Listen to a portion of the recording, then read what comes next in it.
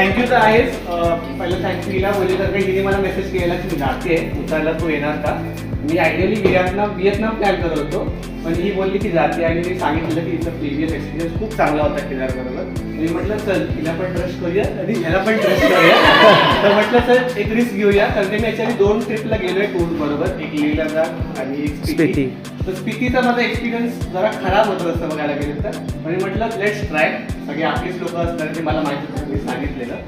आणि त्याच व्यतिरिक्त केदार हा खूप मनाने खूप चांगला माणूस आहे असं मला सांगायचं आहे. कारण त्याच्याबरोबर मी रूम मध्ये टायगर नेस्टच्या दुसऱ्या दिवशी आम्ही बसलेलो, तर त्याने आम्ही दोघांनी एवढ्या गप्पा गोष्टी केल्या, आय गेस 1.5-2 तास बोललो. त्याचबरोबर म्हणजे स्वतःची तिथं टूरचं बिझनेस असून पण तो मला स्वतःहून सांगतो की तुला कुठे एकटं जायचं असेल तर मी तुला फक्त गाईड करेल विदाउट एनी कॉस्ट. असं कोणतंही टूर मॅनेजर किंवा टूर ऑपरेटर सांगत नाही.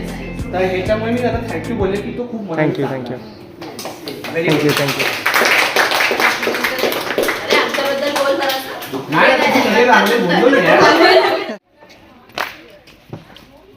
धन तर धन तर धन तर धन तर धन